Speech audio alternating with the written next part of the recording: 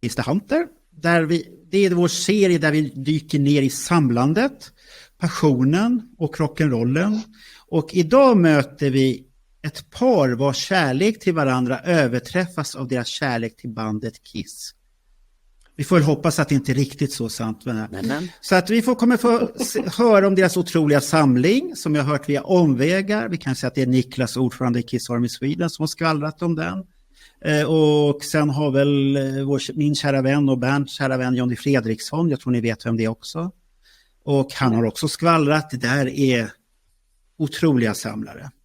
Så att vi ska få höra på er jakt på rariteter och vad ni har samlat genom åren och alltihopa. Så välkommen Monica och Roger Borgman till vårt program, Samlarserien här nu. Hur känns det? Tack så mycket. Tack så mycket. Ja, varsågod. Nej, så blir jag också utslängd för det. Nej, du är kvar. Ja, jag tyckte att det kan nog... Ja, det kan rycka ja, till. Jag hörde inte vad ni sa. Nej, jag sa, det kan hacka, så det får du räkna med. Jag sa bara att ni är välkomna till programmet. Okej. Ja. Tack så mycket. Tack så mycket. Ja, hur känns det? Bara kort notis. Är ni nervösa? Är ni nervösa? Inte nej. Ja. Okej. Både ja och nej. Men om vi börjar så här, att om ni börjar att berätta, vad började er Kissresa? Ska du börja, Monica? Ja, min började 83. Och så hade jag en klasskamrat som gillade Kiss ju. Och Roger kände honom, så det var via honom som vi träffades. Och när jag sen träffade Roger och vi blev tillsammans så upptäckte jag 70-tals Kiss. Och tänkte liksom, shit, vad har jag missat för något? Så det var liksom, gick man igenom hela värderingen där. Men annars började jag upptäcka själv 83 med Lick It Up-vågen där ju. Jag hade väl sett lite innan. Men det blev väl mer 83. Så träffade jag Roger 84. Så på den vägen var det. Jaha. Så säkert mig är lite förkyld. Ja, det är ingen... Hur började det för dig då, Roger? Ja, det var ju en äldre kusin som var, jag tror han är 5 år äldre än mig, som tapserade väggarna med kissplanscher. Och där var vi 77 så att säga, bara genom att kika på det så var det ju bra ungefär. Och sen började han väl tröttna på det lite lätt, så jag fick ju hans rock'n'roll det den tiden. Och började använda hans planscher så att säga. Sen tog det ju fart. Och det här med samlande grejer, det ser väl inte fart kanske från 80-talet, för det var inte tekniskt möjligt att få fatt i det härifrån. Ifrån Landskrona så att säga. Jag såg ju en bild på Icon från poster och massor av prylar framför sig. Och det triggar ju någonting så att säga. Det här vill jag fatta, men det gick ju inte uppringade ju. Okay. Så man får kompensera i vuxen ålder. Ni har ju en intressant sak eftersom ni då bodde i Landskrona. Det fanns en tidning som heter Sussi på den här tiden. En dansk tidning som hade ett svenskt kontor och hade mycket Kiss och gärna ovanliga bilder. Var någon av er nere på Sussis redaktion och sa hej? Ja. Jag tror tyvärr att den var nedlagd på den tidpunkten jag upptäckte det. Alltså, jag har aldrig sett, jag vet adressen och sådär, men jag har aldrig sett någonting där nere, så jag tror den låg ner den ganska tidigt, kanske 75-76 utan att veta. Jag tror att det var en ren 70-talsprodukt egentligen. De hade så fin gatadress, att det hette så här Stora Fiskar i Gränd eller någonting. Precis. Och så hade de en 5 i postnummer, eller 5 stycken 2 i postnummer, så det var ju, till och med jag kommer ihåg det så här 1000 år senare. Men tidningen Sussi, det var något extra, något speciellt. Kanske inte så bra, men något extra. Ja, Kissbilderna var bra, så att det var det man ville ha, det var väl ingenting annat där. Men vad var er första skiva ni hörde då när Kissresan började? För dig var det Rock'n'Roll Over, misstänker jag, som du fick den då. Ja då, det var det första som fick mig. Vad var det för Monica då? Det var Lick It Up. Fastnade du för det, Lick It Up, då när den kom där? Ja.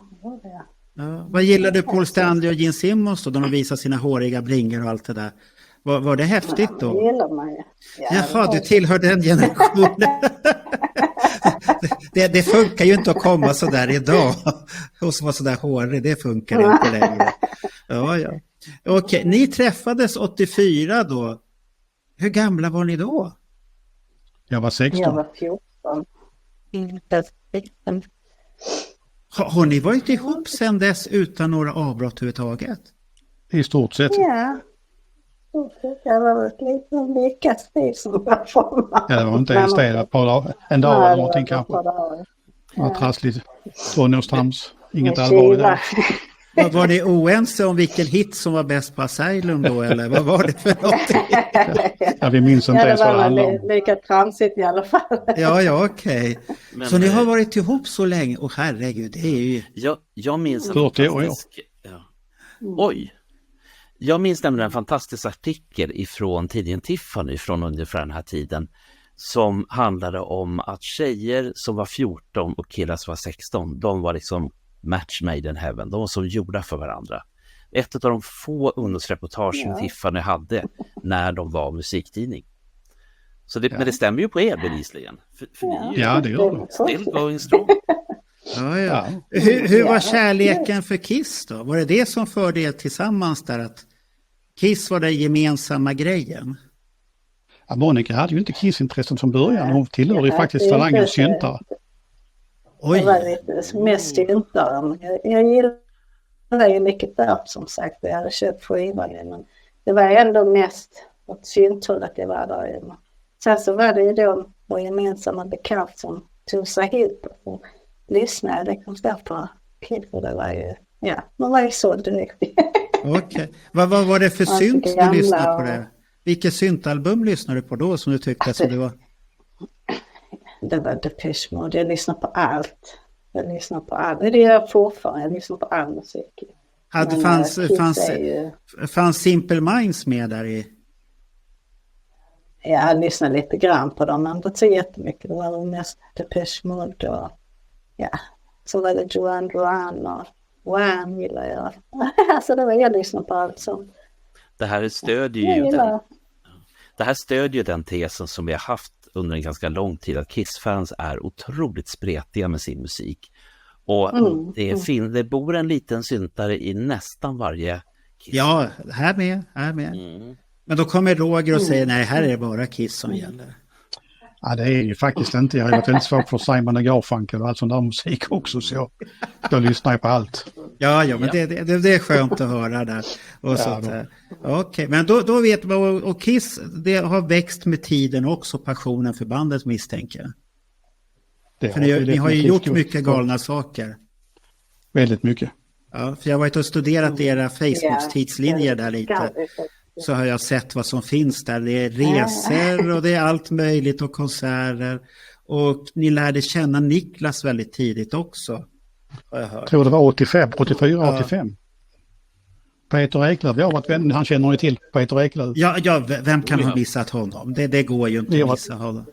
Ja, Peter har varit vänner sedan 1980 på grund av Kiss. Jaha. Träffade ni honom på konserten då, eller? Ja, det var innan jag träffade Monica. Så bytte vi knappar, badges, via någon klasskamrat i skolan. Jaha. Det var rätt. Då träffades jag var 12 och Eklöf 10. Och vänskapen består fortfarande. Ja, det är väl svårt att bli av med honom. Har det varit på hans resor som han brukar göra, de här fun trip eller vad han kallar sig för där nere? Ja, vi var med i Göteborg på Gene Simmons. Det var det, okej. Ja. Att han har ju gjort ett antal så här. Han gjorde ju någon som jag tyckte var lite fascinerande när han åkte till Lund. Och så skulle man titta på det där och sen var det föredrag om Animalize och allt det här. Där var vi också med, även Ängelholm, då glömde jag på hans föredrag med Alex. Ja. Var det spännande att gå i Lund i sådana fall och titta? Var det spännande? Kul att se det, men upplevde från tonåren så att säga. Vi var ju där på, vi såg ju Whitesnake och Black Sabbath och allt sådär på 80-talet. Och Kiss också givetvis. Så det var ju kul att komma tillbaka sen och se hur det ser ut på riktigt nu. Det är väldigt litet där. Kände du någon Kiss i väggarna överhuvudtaget? Nej, det ska jag inte påstå att man gjorde riktigt, men det är kul att se det definitivt. Ja. Man har ju svårt för att förstå att de kunde ha konserter där inne. Vad var det första Monica hade sett där? Kiss 1984, eller var det från första konsert. Superbra. Jag var först in i hallen också. Var det först in i hallen där också? Visste inte vad jag skulle göra, så jag väntade på lite. Försten släppte in mig innan alla de andra. Men sen visste jag inte riktigt vad man skulle göra. Så jag väntade på min kompis. Sen blev det rusning. Jaha, så du sprang Ja, inte jag kom direkt till nästan scenen? längst fram. Du kom nästan. Vilken sida Nej, valde jag du gjorde då? inte det. Vilken sida valde du då? Vi stod i mitten. Jaha. Mitten stod vi. Och titta på Paul Så vi var där? nästan längst fram. Okej, Ja. nästan Du lätt. vet, Okej. du vet Marco, det här med att komma till sin sida, det är långt sen. Jaha, det är långt senare. Ja, Ja. okej.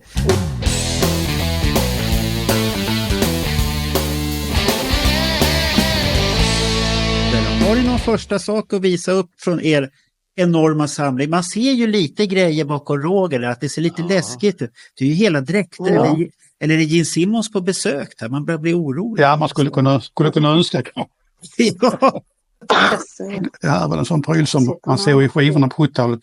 Beställningsformulären. Som inte var uppnåelig. Som man fick kompensera i vuxen ålder. Höjer du lite? Ja, där Okej, vad är det? kom den. Ja, det är smycke. Det är halsbandet. Med Oj. logotypen. Har du fått tag på 14-karatsversionen? Alltså, för det fanns en version som var gjord i guld och som man Ja. sålde vid. Coolt. Detta är den vanliga, så det är det är inget guld. Nej, Det är ingen det var- förgyllning. Nej. För den första versionen som kom av de här, då gick de ju ut och sålde att det här var äkta guld. Ja, lite då. Doppat i 14 karats guld. Ja, Ja. precis. Men det där var väl det var ingen guld i den där, va? Nej. Men ja, det är silver. Jag har guldvarianten också, men den har inte i ask. Nej, Det det är är bara den där. silvervarianten jag har i ask. Okej, det där är den du är stolt över då, eller? För att är det med originalförpackningen där bak och allting? Det är originalförpackningen där bak och allting så. Du har aldrig, det var alltså du har aldrig använt den, eller Monica heller? Nej. Det är ju ett smycke. Ska inte ett smycke användas, eller ska den vara i Ja. förpackningen? Nu blir det jobbigt. Det var det jobbigt. Jag kan ju försvara de här unga människorna. För jag minns när jag fick för jag hade den här 14 karats grejen. Jag fick den utav Bootwell, alltså de som hade hand om merchandise på den här tiden. Ja. Och till mig så stoppade de in ett kuvert och tyckte, varsågod Bert, här har du. Och den här hade jag ju runt halsen under många år. Sen rätt vad det är så borta. Ja, den försvann för dig. Ja, okej. Ja. Men jag har en grej som inte hört i den här podden, och det är en motsvarande halsband för Angel. Vitrockarna Angel. Men det är en annan historia för en annan. Jaha, de där då. Jaha, där. Usch vad dåliga. Varför skulle du dra in dem i den här podden för nu? Usch. Ja, så där. Fick du ge mycket för den där, för att få tag på den med original? Med Jag tror jag går 13-1400 eller något liknande. 13-14. Har de stigit i värde, eller står de stabilt på samma värde? Jag tror de ligger runt 2000 just nu. Okej. Hur många sådana tror de att det finns? Har du sett många på eBay och sånt där? Det är inte ofta de dyker upp i asken så att säga, men de är ju inte alldeles supervanliga, det tror jag inte. Nej, för skulle man ha köpt den där 77 så hade ju asken rykt all sin väg om man hade haft den runt halsen. Och gått runt och varit jättestolt. Det är jag har gjort alla de misstagen. Jag klipptes ut posterbilder och använde tatueringarna live 2 år. Jag har gjort alla de dumheterna man gjorde som barn. Men det ska du göra. Det ingår i processen. Man ska göra. Ja, det är nog så. Det är nog så. Samla grejer så leksaksbilar har aldrig lekt. Det är sjukt. Det är inte friskt. Nej, det brukar inte. Nej, för det. Vi har alla gjort det där. Och jag skäms inte. Nej. Man kan förbanna sig själv ibland, men det ska man klart inte göra, för det skulle ju användas.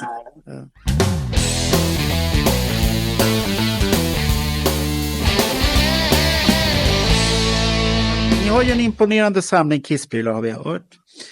Och om ni berättar lite om ert egna personliga Kiss-museum, för det ser ju ut som Alexander Johanssons utställningar bakom Roger här. Och vi såg ju här innan vi började, när Monica gick ut därifrån till ett annat rum och sånt här, så såg vi att det såg väldigt imponerande ut. Och vi har ju hört via omvägar både Niklas och Jonny att det här är samlare på hög nivå. Vad har ni för grejer egentligen i er samling, och vad samlar ni mest på? Det jag samlar mest på, det är coinprylarna, 70-talsprylarna. Jag är ju extremt konservativ. Jag hur ska jag säga där så inte folk blir förolämpade? Jag släpper inte in någonting med Tom Matteo och Erik Singer i rummet. Ingenting med Erik Singer, ingenting med Tom Matteo i rummet. Ingenting med dem överhuvudtaget. Monica är mer utanför sig. Nej, det går inte. Sen har jag väl inga problem med det så att säga. Men det jag fixar, alltså det är inte min grej. Men det handlar ju också väldigt mycket om att det finns så sjukt mycket Kiss-merch så att man måste hitta sin nisch, man måste hitta det som man får igång på eller mår bra av. Man mår inte bra exakt av Gene Simmons totala samling med allt skit som någonsin har kommit ut. Det ger inte mig någonting. Nej, men är Monica lika konservativ då? Nej, det är jag inte. Tycker jag om en grej så köper jag. Har du Tommy-grejer då eller? Nej, jag är lite snålare. Jag har inte. Jag har pestfigurer och sånt lite smått kan jag köpa. Okay. Men jag är lite snålare. Men ni har ju varit tillsammans så länge så det måste ju vara samma budget ändå som åker där. Och... Ja, men det är det ju. Men, eller har ni en sån här liten sidobudget båda två så man får köpa lite konstiga saker? Nej, men då kan jag liksom, men det var du som köpte det. Men vi har ju samma ekonomi. Ja, men det är väl det, om han köper det här Love Gun-halsbandet, står det på hans innan ni var ihop? Skrev han där så här samboavtal där? Eller det är ju gifta nu. Skrev han där så här, det här är mitt, det får du inte ta. Det är ju vi tillsammans. Det är tillsammans. Okej, men det var skönt att höra det. Så att det är så, okej. Men vilka saker tycker ni är mest unika i er samling? Och har ni någonting som är extremt värdefullt och vågar ni säga det överhuvudtaget? Hur ska jag uttrycka det? Jag personligen ser inte värde till någonting av det. Jag ser det som att jag blir glad att kika på det. Så jag mäter ingenting. Det måste jag säga, det var ett jävla sunt tänkande. För jag kan säga så här, jag har ju en hobbybutik och vi säljer ju mycket begagnade saker och sånt här som kommer. Och jag var ute med några kunder igår och tog en öl efter jobbat lördagen. Vi brukar göra det. Och då satt vi och pratade om det här med värde. Att, vad är ett värde egentligen? Och det är det här att många köper och tror att, vi diskuterade Märklin-tåg då, för det har ju ett värde för vissa. Men hela den generationen håller ju på att dö ut. Och då var det en av kunderna som sa där att han var hos en kund som visade sin tåg. Det här är säkert värt 2 miljoner. Ja, det är vad han har spenderat. Precis. På tåg. Och kunden Janne sa ju då så här att jag vill inte vara elak och säga att det är fan, får du 100 000 så får du vara glad. För att det är ju så att, och det samma kommer väl hända med oss Kiss också, att Kiss-prylarna kommer tappa sitt värde som du har gjort med Elvis-prylar och Beatles-prylar. Att det är de här extremsamlarna som vill ha det de vill ha och sen är det svårt att bli av med grejer. Har de grejerna behöver de ju inte det heller. Så det är sunt tänkande tycker jag. Det är bra. Jag personligen hoppas ju på en dipp för jag vill ha mer grejer. Jaha. Alltså jag hoppas ju på att det blir mer romant priser där mer. Jag vill ha mer skit så att säga. Men har du inte börjat, för i Sverige har det ju blivit så att vissa Kiss-samlare börjar sälja sina grejer. Ja, jag har sett det så men sagt det är ingen som har sålt de saker jag vill ha än så jag går fortfarande och väntar. Okej. Vad är det du vill ha då? Nu kan du ju annonsera här på podden. Ja, vad är det du vill ha? Jag jagar spännet till Rock'n'Roll allra mest. Aha. Och den här plastgitarren, den har jag... Den jagar vi till och med när vi var i USA på Kissmässor och sånt, men jag har inte sett den. Alltså. Den dyker upp ibland men den är för dåligt skick. Den måste vara svår att hitta. Ja, folk har nog slått i tusen helt enkelt. Ja, den måste ju vara jättesvår. Och sen tycker man kanske har haft den och så har man tänkt, nej det är ingenting att ha som man slängt den. Jag skulle tro det. Ja, och den är så... Hur många tror du att de gjorde sådana då? Ja, jag har aldrig funderat på men den är svår. Jag vet. Jag tror att många har fått i tur och läggt på Stanley. Nu har gått i containern. Men kan man ha tillverkat så många som 2000 eller 5000 sådana gitarrer med mer kan man inte ha gjort för det är en jävla process. Det borde inte vara mycket mer. Nej, det kan jag inte tänka, för det är ju en process med alla det. För den har väl så här lite grejer på den och strängar. Det är ju mycket att göra en sån där. Ja, där är en dekal på och stämskruvar och sånt. Ja, så att familjen Borgman letar efter gitarren, så heter det. De vill ha en. Och så Rock'n'Roll Over Beltbuckle letar jag också efter. Ja, men det ska väl inte vara så svårt. De brukar ju dyka upp lite här och var. Jag har inte tänkt att göra ett inchack på Alexander Johanssons stamling där. Han har inte... Det går att köpa det på eBay för 2,8, men jag tycker det är för dyrt för. Alltså kostar de 2,8? Och det är äkta då, så det är ingen som har gjort så här fuskisar eller... Nej, det är det. Det är äkta så att säga. Jag tycker det är lite över det topp. Men det är en sak vad man vill ha på eBay och en annan sak vad man får. Det är någonting jag har sett oavsett vad det är för grejer eller artister eller vad det nu är. Det handlar ju om att vissa tror att det är värt, lite som du var inne på Marco, Märklin-tågen, 2 miljoner. Nej, kanske 100. Ja. För allting handlar om tillgång och efterfrågan, och jag menar, jag har ju till exempel en pappa som var otroligt förtjust i att samla på modellbilar. Och lagom när han dog 93, då dog hela marknaden, för det verkar som alla gubbar som samlade på Corgi Toys och Techno och allt vad det nu hette. De dog. Ja, de är nästan borta allihop. Det är ingen som tycker det är roligt med sånt längre. Och sen samma sak om man tittar på tidiga 60-talister som jag.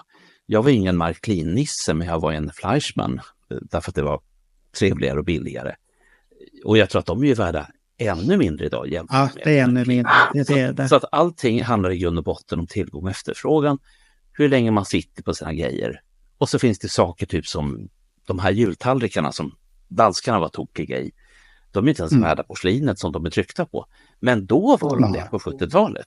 Så att nu handlar det helt enkelt om att kanske se över sitt... Är det de man skulle ha på väggen utan någon konst? Jajamän. Ja, min moster hade sådana där. Jag förstod aldrig, vad ska man ha en tallrik på väggen?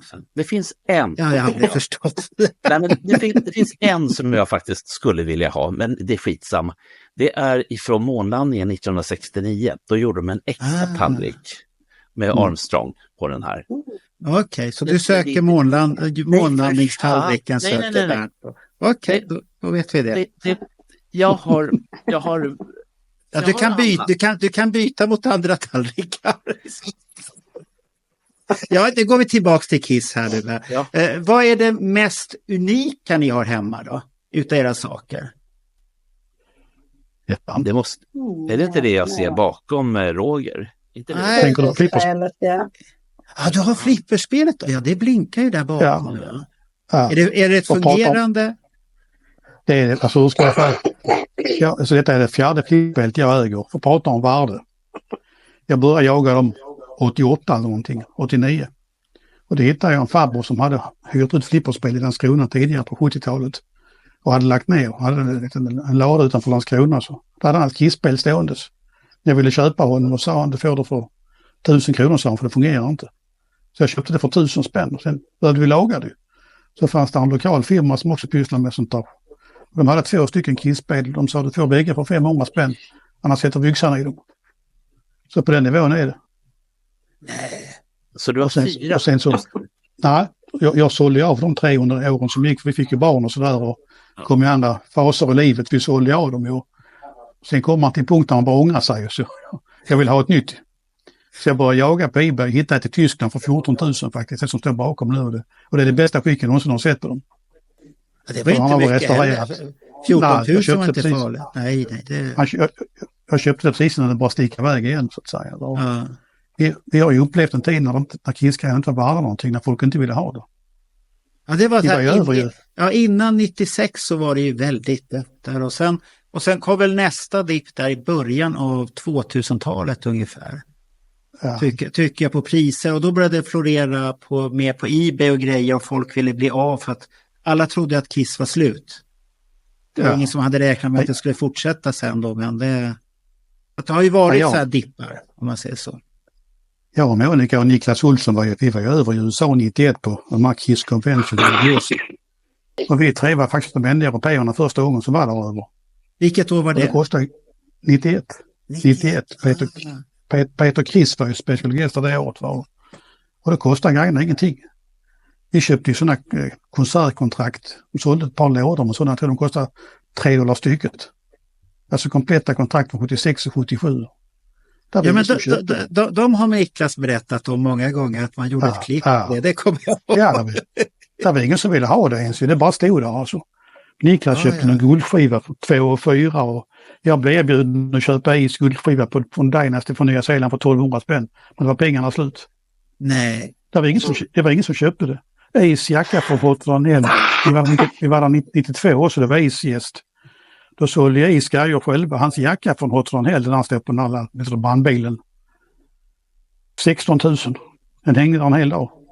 Jumpsuiten, både där silvrig och lila från fotosessionen, samma pris, hängde en hel dag innan det var sålt. Det var ingen som brydde sig. Liksom. Jag hade inte de pengarna på den tiden. Men... Det roliga är att jag köpte en bok utan Johan Kihlberg här. Med den här, hette han Bill Baxter? Bill Baker. Ja, jag köpte hans den här scrapbooken som han kallar den för. Och där finns det på slutet, och då finns det massvis med bilder från ett konvent och det är nog troligtvis det konventet ni var på. Ace är där och det finns massvis med grejer han säljer precis det du pratar om. Jaha, vad häftigt. Då fick man en koppling till att ni var där. Det var lite roligt. Ja. Det var ju grymt. Där fick vi träffa Ace och hans fru och dotter också, så det var rätt kul. Det var ett trunk, jag vet inte om ni känner till det. Ja, det vet jag. Är det trunk? Ja. Vi träffade ju honom ju, Ace, när de kom ju, så sa jag då Roger att vi har kommit från Sverige för att träffa dig, och Ace blev väldigt imponerad ju, så han stannade upp och tog oss i handen och sånt. Sen kom ju Eddie Trunk ner sen ju och frågade om vi ville följa med upp på hotellrummet, så ja. Jaha, satt ni där då med Ace och var den här Bill med då också? Han var med där då? Okay. Nej, Bill var inte med. Var han borta ur spelet? Nej, han var väl borta när Ace återförenades där? Ja, jag tror att Bill var i periferin vid den tiden, för jag minns inte honom därifrån. Men Ace fru och hans dotter var bara på rummet där uppe. Okej, för han är med på bilderna där och han skriver ju det. Sen blir han ju så här besviken där när Kiss återförenas, för att då får han inte hjälpa Ace någon mer längre. Han blir så besviken och den finns ju, den dokumentären när han berättar om det, och den finns på SVT, vad heter den? Kiss Loves You heter den. Ja, Kiss Loves You, just det. Den kan man rekommendera på SVT, och den är ju så hård och ibland tycker man sig, ja men det här är ju fans som har gått lite väl långt och tror att de är familjemedlemmar med Kiss ungefär. Och nej, för fan. Nej, och det blir så konstigt, och jag tycker hela den där ger en så dålig bild utav oss Kiss-fans egentligen. Men den måste ju vara inspelad stort sett under den här perioden, så ni kanske har sett han som spelade in, för det är ungefär under den här perioden, och sen under Kiss när de har återförenats och lite därefter, de här konventen som var mycket där också. It just like happened, you know. I mean, some friends of mine from New York, and they're like, "Yeah, you look a little bit like Ace. Take your glasses off," you know. And I just kind of developed my hair and my look a little more into the Ace thing, and it just felt like I found my little place in life.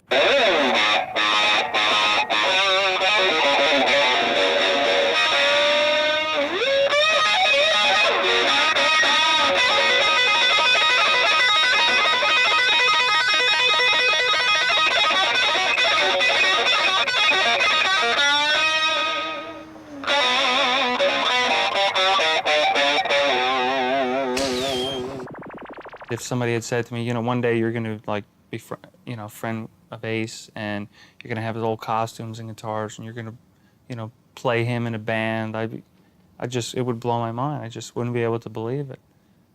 But yeah, I mean, we used to joke around when we were younger. Boy, wouldn't it be cool to be their friends and stuff, you know? And so I guess it could have been like a little, you know, look into the future, but I would have never believed it. No way. Ace is the kind of guy, he just won't come over to my friend's house, so we ended up meeting him like off the Sawmill Parkway in this little parking area. So he pulls up in his Lincoln, and it's him and his daughter Monique, and they both pull up eating ice pops.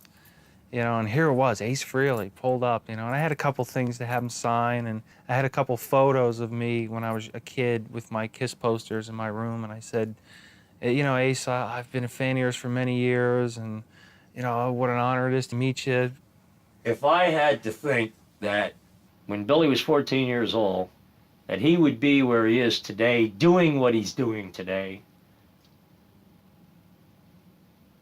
I don't know that I could say it would be a reality, but it's easy for him.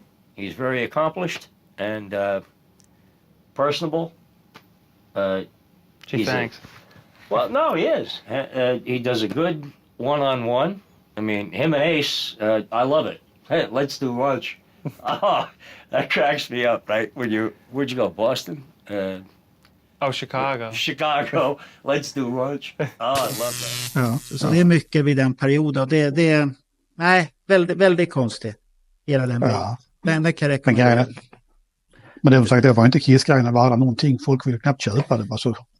Men jag tyckte inte det var så dyrt med Kiss-grejer när jag var över 2018 i Indianapolis med Johan Carlén och med Johan Flygare. Jag tyckte, då kunde man köpa de här Kiss Megadolls. Var det för 1500 i olika skick och det var inte så farligt. Jag var förvånad att det var så billigt och sen var det väl Johnny som hade någon Ace med låda, då var det lite dyrare men han funderade, jag kommer inte ihåg om det var någon affär överhuvudtaget. Men jag var rätt så förvånad att det mesta var rätt så billigt ändå. Att jag hade räknat med mycket, så det var då jobbiga när det är lite för billigt, det är ju att det kommer ju hem lite mycket onödiga saker som man... Det är det som är risken. Ja, jag köpte ju den här, jag vet inte om ni äger den här vinylboken som är flera ex som alla Kiss-vinylerna. Kiss vinylguide, den fick jag alla volymerna för, var det 700 han sålde dem för att han ville bli av med den.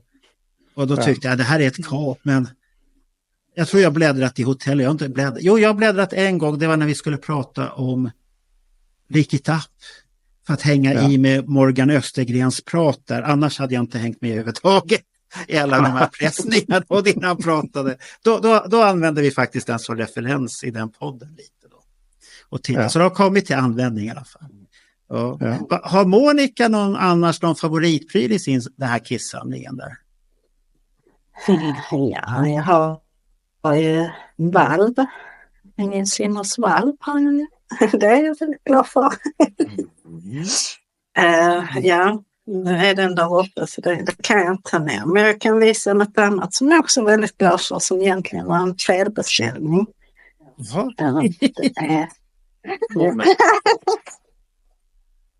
Jag ska se, jag kan ta med den en. Vi ser så det inte blir för omgång här. Här har vi. Vi ska se. Jaha. Vi kan få. Jag har de här dragskorna. Vem går omkring med dem hemma? Ja, de har jag.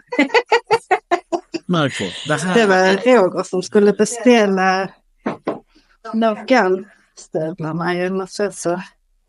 Men Marco, vi har pratat om som ett barn på julafton när de kom då jag öppnade. Jag har provat dem och gått med dem redigt. Men Monica, är det inte men sen när han öppnar sitt paket. Va? Jo, jag sa, är det inte så här att de är perfekta att städa i? Dammsuga och torka golvet och sådär. Hon skulle ju precis berätta när hon öppnar lådan, Bernt. Hon gör en unboxing och så blir det inte som de har tänkt sig. Nej, jag var så ivrig här.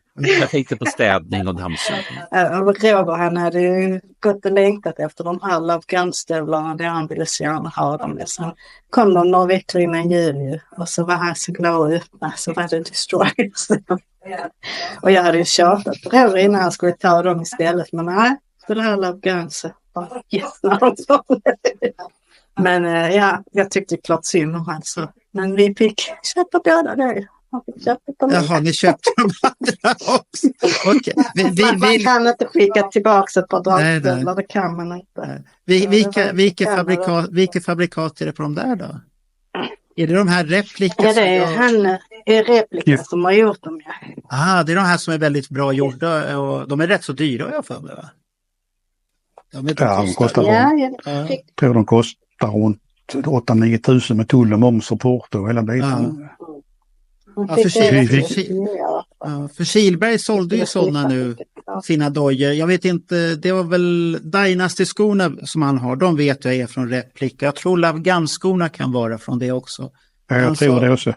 Men han sa att han sålde dem ju, vad skulle han ha? 9-10 för paret. Och säger du att de kostar 8-9, då är det ju bra pris egentligen. Han har inte lagt på någonting på det. Nej, det är nog vad det kostar för hit dem. Ja. Är det fredagsnöjet då att Monica har God of Thunder och du har Mr. Vad blir det? Vad för Almost Human i sådana fall? Almost Human. Ja. Jag tycker inte om att man använder prylarna för jag får ju ont i hjärtat lite grann så det blir jobbigt. Ja, så får du ont i hjärtat utav det? Ja, jag tycker inte riktigt om det, förstår du. Men vad gör du då? Ligger du och klappar dem eller luktar du på dem? Nej, alltså just de här stövarna står på ett vardag som ser med valvet för det är Monikas bit det här så att säga. Så resten har jag nere i källaren, alltså, eller vi. Så jag faktiskt jag tittar stort sett dagligen och det ger mig ganska, för jag tycker det är ganska kul. Alltså jag vet inte hur jag ska säga. Okej. Men volten som ni köpte då fick ni ju lite godis där. Vad fick ni i det här hemliga lådan där? Vad fick ni då? Alltså det var bara någon liten plåt, alltså, så det var inget speciellt. Det var skit. Ja, vi fick ju rakvatten och så. Men det var bara skit i jämförelse med vad de första fick. Ja, ni var jättebesvikna. De flesta var ju besvikna i Stockholm. Alla var ju alldeles till så skulle öppna det där hemliga och så det var... Ja. Var det Elina som fick plektrum eller vad det var från Cygnus Circus-turné? Eller var det? Alltså men egentligen, jag var ju på det eventet. Ja, men det var ju mysigt. Vad tyckte ni om det eventet? Tyckte ni att det var mysigt? Eller? Ja, väldigt fint. Det var jättebra. Ja. Det var jättefint. Long time ago, before you were born, and I had big dreams. Like you have big dreams. And I hope all your dreams come true because my dreams came true. Bigger than ever, bigger than anything I could imagine. And I came to America in 1958. And I'll be 69 any second now. And boy, do I look good. And I never saw a television set. I never heard of the Beatles. I didn't know anything. And then in 1964, I saw the Beatles. And I noticed, holy shit, you just can't sit still. All right, settle down. And I heard people, they talk like that. And I heard an accent from somebody in English. And I spoke with an accent. And I thought it was okay. Maybe it's okay to speak with an accent because I talk like this. Hello. And I felt okay about it. And then I heard their music. And I heard, I first heard in 1958 Chuck Berry, Little Richard, Fats Domino. That was the only music I knew and I loved. I loved it. But when I heard the Beatles, all of a sudden, I felt like picking up a guitar and learning how to play chords. And some of the chords were like this. It's like acoustic folk chords. Oh, I just dropped my pick. Do you have another one? Another one. Right in your hand. There you go. Yeah, look at that. Well, how does it go?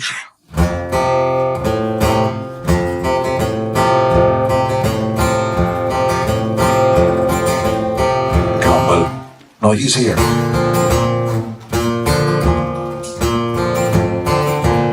That's what it is.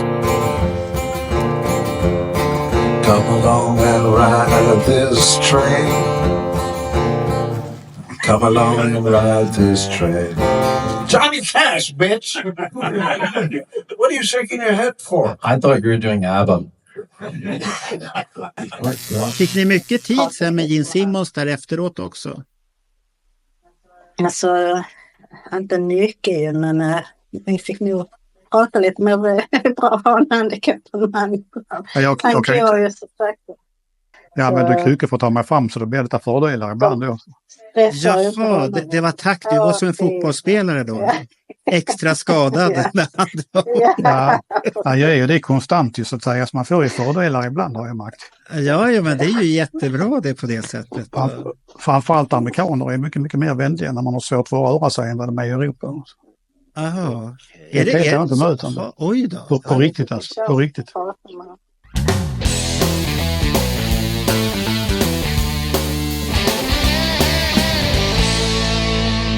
Nu vill jag veta, vad är andra saker? Nu kommer något spännande här. Så nu har jag, detta kanske något för er, men ska vi se om jag kan visa upp det här. Det är lite smink. Vad är det där Ska för vi något? se.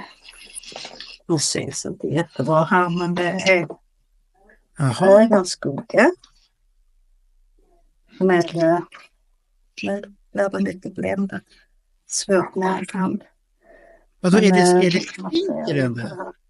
Är det vanligt smink Det är eller är det att man ska bli kissgubbe? Eller Det är vanligt. Det är vanligt smink. Och så är det då lite sådana loggor i ögonskuggan där. Och sen har vi en...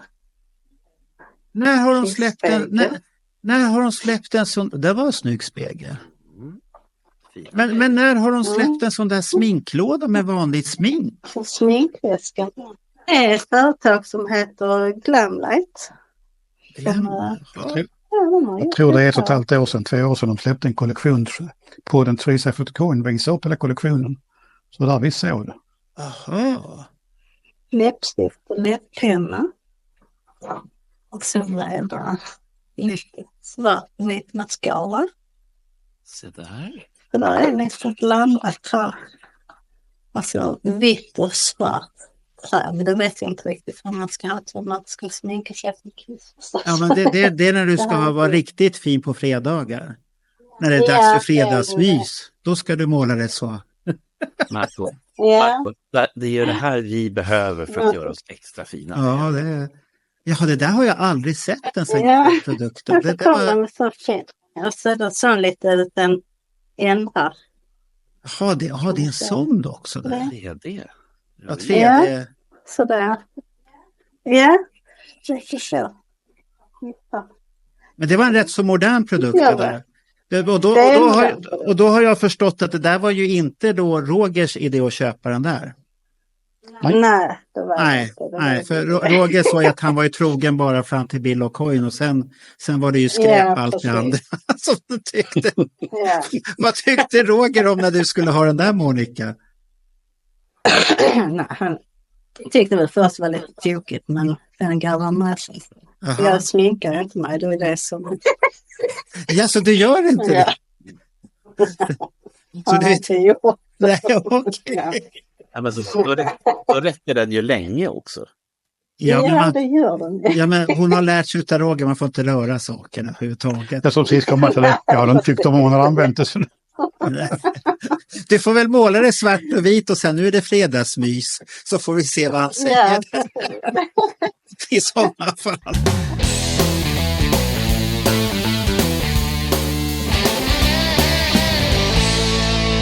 Att samla kan ju vara ett äventyr. Det kan man ju förstå, att man kan ju få saker på olika möjliga sätt och sånt där. Har ni några häftiga historier till några saker som ni har fått ta på något konstigt sätt och så? Nej, inte prylarna, väl inte vad jag kan minnas. Nej, det var kanske kostade tavlan när vi köpte den. Och det hade jag ju fördömt alla och kan köpa sånt skit och ja, tänkte det, de klipper ha mer pengar om det. Har ni köpt Men en det var ständig tavla? Ja. Har ni? Vi Grejen är, har ju det. Ja. jag var på en av kryssningarna, så gick jag upp med Monica i galleriet dag 1 och så bara för Bara för liksom konstatera att tavlor är ingenting för oss. Varför hon säger att köper man en tavla så är man inte klok, sa hon. Bra, så har vi helt överens, så ska vi inte lägga pengar på det. Sen går det en halv dag så börjar hon, ska vi inte ha en tavla ändå? Så. Ja, eftersom vi har samma intresse så är det inte svårt att komma överens. Vi köpte en utan ram så att säga. Och det kostar dem 10 000 spänn och det är bara tryckt på Canva, så det är väl inte vatten värt egentligen. Utan det vi köpte var egentligen att sitta ner med Paul Stanley i lugn och ro några minuter. Så var det vi betalade för. Du köpte meet and greeten där. Det var det du tyckte var helt okej då? Ja, så kan man lura sig själv och säga att man köpte en tavla liksom. Men det, jag försöker ju säga att jag har inte betalt för någon meet and greet, men det man lurar sig själv på ett bra sätt. Ja. Men vilken tavla var det utav alla? Vilket motiv är det på den? Höst tror jag kallar den för. Sen jag kan visa åt den här och vi har den i vardagsrummet. För jag är ju ingen större anhängare utav Pauls konstambitioner. Det är ganska bra. Om du vrider kameran lite högre upp så att vi ser. Vi ser bara nedre delen utav den. Vad är det för något på den då? Ja, det kan man få lära på. Lite, Hon håller på, säger hon. Ja, hon håller på. Hon åkte iväg där igen så att vi får vänta. Men det var ju inget speciellt motiv på den där.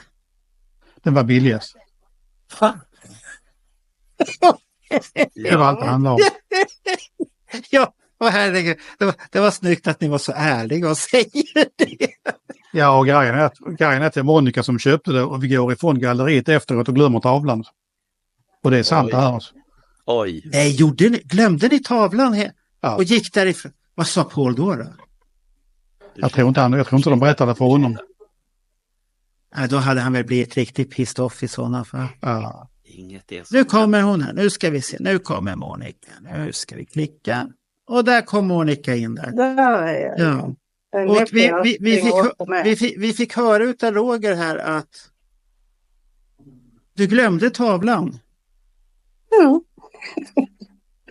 Det var ju du som ville ha tavlan. Hur kunde du glömma tavlan? Ja. Alltså det var ju mötet med Paul. Så ja. Sen gick vi bara så. Jag kom på det väl en timme senare. Så det blev lite gav när vi kom in och skulle hämta tavlan.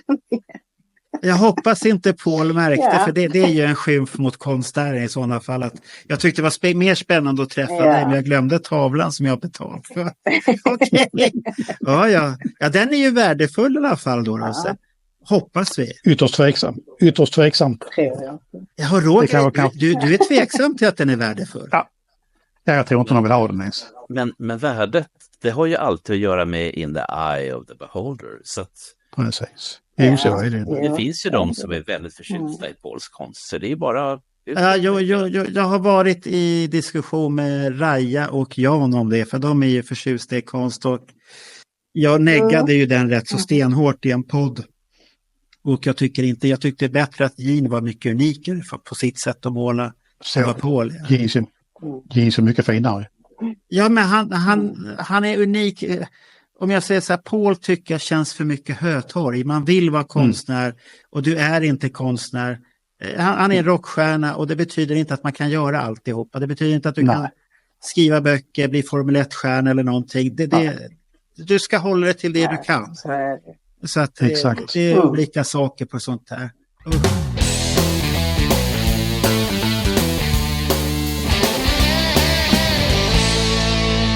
Kiss är ju mer än bara ett band, det är en livsstil. Och då kommer frågan, hur har den här livsstilen påverkat ert liv tillsammans och er relation under åren?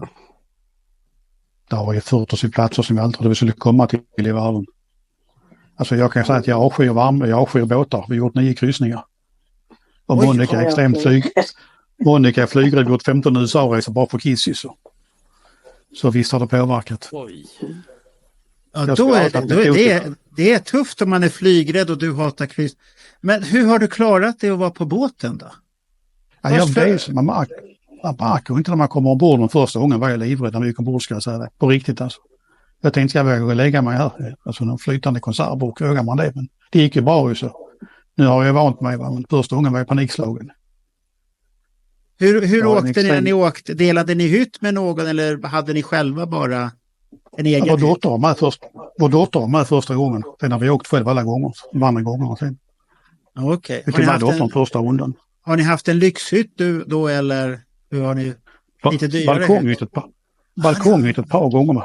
Men det var inte värt pengarna för vi var aldrig där. Vi var inte i hytten överhuvudtaget. Vi hann ju inte, så det var bortkastade pengar. Ja, det har jag förstått att ha dyr hytt på den där båten är rätt så värdelös för man är aldrig där på hytten. Och de har ju haft ett väldigt konstigt system på det där när man ska köpa biljetter. Tycker jag att de som har varit förut får förtur och tar alla billiga hytter. Istället för att vara ärlig och säga så här, du har varit i förtid, du får en rabatt istället då. Det har varit mycket schysstare. Ja, det hade varit schysstare. Så att, tack vare det är det ju svårt för nya att komma med på den där kryssningen, tror jag. Ja, det blir ju så. Det blir ju så. Men det är ju tips för framtiden för de kryssningar. Ja, om det blir fler, Bernt. Jag vet det fasgott om det blir så många mer där. Vi hoppas ju på en till. Jaha, ni kommer åka på den då? Ja. Ja. Vi bara går och väntar. Okej, men det blir ju på Los Angeles-sidan. Det är väldigt lång flygtur dit då. Ja, det gjorde vi sist. Det var ju på Los Angeles-sidan, så vi har gjort det också. Så. Och det är bra det, man kan flyga dit bort då. Alltså jag är livrädd, men det får jag gå. Men vad gör du på flygresan då? Är det inte jobbigt att sitta där? Jo, jättejobbigt. Och jag kan inte sova heller, så man blir helt slok i huvudet. Hur många filmer heller för ofta så det hördelar som väntar. Hur många filmer hinner du braka igenom på en flygresa där? Är det 4 stycken du hinner titta på igenom då? Ja. Och så lyssna på musik och spela telefonspel och så jag liksom försöker liksom hela tiden och hålla inget till grund till något. Herregud, då är det ju jätteläskigt egentligen. Ja. Ja, det är jobbigt. Ja. Vad är det längsta ni har varit från Sverige och titta på Kiss då? Det är USA. Vi har inte åkt längre. Ja. Nej. Och så är det Kiss-kryssningens, alltså destinationer. Men inga Japan eller Dubai eller annat? Nej. Ja, jag har ju svårt för att röra mig så att säga, så vi kan inte åka på sådana resor för det. Allting måste planläggas, hur långt är det att gå och sådär. Så. Vad har du för handikapp där? Så är det något med benen eller? Ja, det är fot. Jag har kroniska smärtor i foten efter misslyckade operationer. Okay. Det är sjukvårdsskador. Ja. Men hur får inte du ont när du flyger om benet är neråt och sånt där? Har inte du väldigt mycket ont? Och värk efteråt sen då? Ja, varje steg jag tar gör ont ju så. Ja, då är det jäkligt jobbigt där att sitta på ett flyg. Ja, och även alltså åka på konserter och sånt är en väldig process. Ja. Så man får hela tiden så man får sittplats och hur långt är det att gå. Ja. Och när jag kommer med bilen så allting är en process.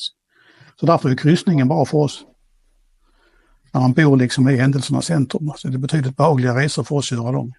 Hur har du gjort på kryssningen då? För då har du ju varit på så många kryssningar att du borde ju ha haft plats nästan längst fram har jag förstått då. Det får vi också. Vi får ju handikapp. På båtägg så har de en sektion för handikappade resor. Vi får sitta där helt enkelt. De är så schyssta alltså. Ja, och då ser ni båda två väldigt bra därifrån då? Ja.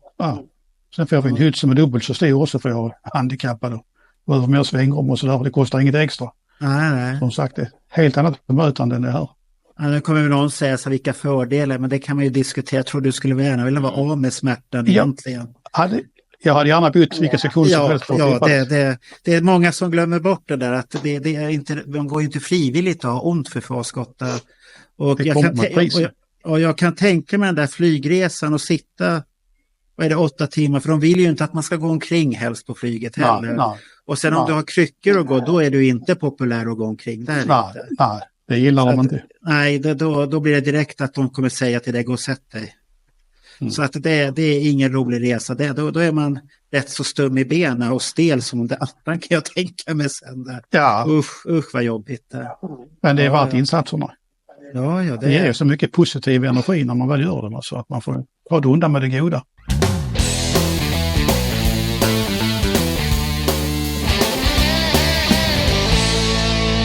Har ni en fjärde sak här nu då? Som vi lättar upp den här dystra stämningen med. Ja, det är bra. Då får jag visa upp här. Och sen sån sak man såg i skivorna på 70-talet. Beltbuckle Love Gun. Ja, du hade en. Lite högre kan du lyfta upp det, lite högre. Så, jag tittar där. Oj, oj, oj. Den är ju fin skick också. Har du använt den? Nej, dålig mottagning här. Jag visste när jag skickade den frågan, det var en dum fråga. Han kommer inte vilja svara på det. Vet du vad, Mark? Jag äger just det här bältesspännet eller bältbuckle. Har du det där? Det är det enda jag har kvar. Och grejen är att jag har aldrig kommit på hur fan man ska sätta fast det där på ett skärp. Nu kommer ju folk säga det, ja men du är ju inte händig för 5 skit. Nej, det är du ju inte. Nej, det är jag inte. Så den men tyvärr så skulle jag behöva säga att du skulle behöva ha den. För du vet vad jag har skällt på ditt skärp, att det ser för jävligt ut det du har. Så hade du Love Gun så hade det sett lite stiligare ut i alla fall. För det du har ser för jävligt. Ja. Det vet du vad, Marco? Jag var den enda på Eurovision-veckan som inte behövde ta skärpet och tappa byxorna. Det är en fördel. De var rädda för chocken. Snoken, vet du, snoken. Ja, där ser jag. Okej. Jaha, när köpte ni den? Ja, jag minns inte, men det är en eBay-produkt det också så att säga. Okej, det kan vara där på 90-talet någon gång då. Ja, jag kommer inte riktigt ihåg när jag skaffade den faktiskt.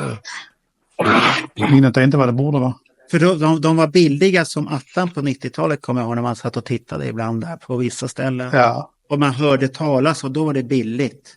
Idag är det som du säger, de är inte billiga. Och många vill gärna ha. Jag vill ha för mig att Jolle, han som är trummis i Electric Boys och sen ett annat band också som jag inte kommer på namnet där nu.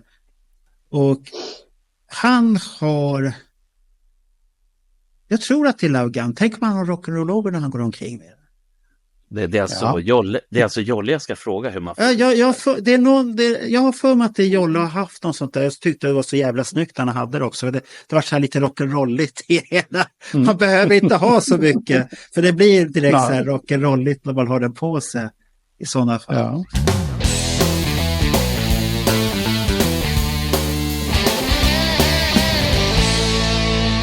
Familjen Borgman ska tipsa här. Nu är ni ju experter på kissrelationer, på hur de ska hålla länge när man samlar tillsammans. Det här måste ju vara rekord. Hur gör man för att ha en sån här kissresa tillsammans? Och då tänker jag på ungdomarna som är nya kissnördar. Vi gamlingar, för oss är det ju för sent redan. För jag har skilt mig och allt möjligt och det har ju Bernt också gjort. Så att vi kan inte göra samma resa. Och det är svårt att hitta en kvinna som har samma intresse kan jag säga. För det har jag inte mött hittills någon. Som har det. Så hur gör man för att behålla en sån relation? Ja, man återkommer väl alltid till att respektera varandra. Det är väl det som respekterar varandras åsikter. Ja, ingen förhållande kan jag tycka. Vi kan säga att vi säger nästan aldrig nej till varandras påhitt så att säga. Även om inte jag tycker allt hon vill göra är superkul så hänger jag med ändå för hon tycker det är roligt. Blir hon glad så blir jag glad och vice versa. Man får ställa upp. Som Monica är ju stor noise-fantast. Sen tonåren tidigare så barndomen var och de spelar i Helsingborg förra året tror jag. Ja, och de ska ut på turné nu snart igen så du kan börja förbereda det redan. Så jag köpte biljetter till hennes födelsedag och gick med och kikade på det. Däremot inte det min grej så fick jag med och så kan det inte vara din grej, det är ju bra låtar. En kväll i tunnelbana och allt det här. Vissa är väl okej, men långt ifrån allt. Det är ett Stockholmsband så det är okej. Fast Marco, jag måste erkänna en sak. Ja. Jag äger en noise-skiva. Nyutgivningarna som kom. Den här med grön bakgrund på. Monica vet vad jag pratar om. Och den är fortfarande oöppnad. För jag köpte den. Jag har noise första på kassettband. Original. Se, vi är alla i... Det lyssnade jag på en kväll i tunnelbanan där och tyckte det var jättebra. Sen vissa andra låtar lite si och så, men de har gjort några bra låtar. Nice!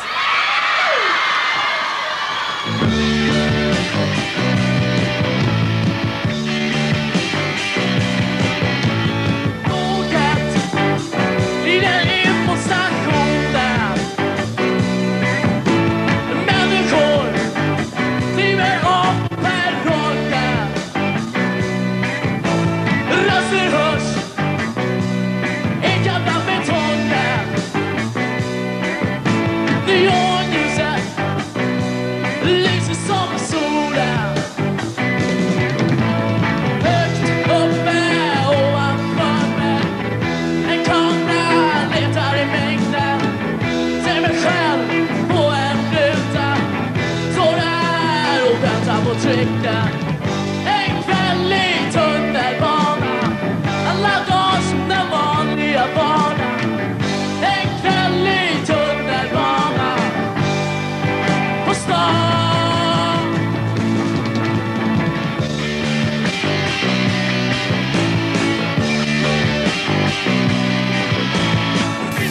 Bandet i sig själv var ju många gånger bättre musiker än vad de ville framstå som, tycker jag.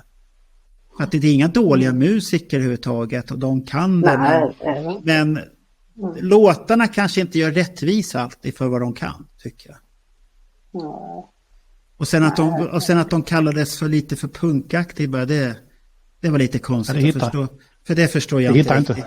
Det hittar inte någonstans. Nej, en kväll i tunnelbanan, det är väl det närmaste de kommer någorlunda punk, men det är ju inte punk det heller. Nej, inte en nej, det är så långt ifrån, tycker jag. Men det var ju det de kallades, och sen var ju han kanske var Monikas våta dröm också. Vad heter han som sjöng? Hasse Karlsson. Ja, Hasse Karlsson. Jag var väldigt förälskad där med Maja faktiskt, måste jag känna. Ja, tyvärr var det väl hans undergång också, det här att han kände sig behövd och folk var efter honom, och han hade väl lite problem med det helt och hållet sen då, tyvärr, vad jag vet. Det var ju en dokumentär på tv, på SVT för ett tag sedan.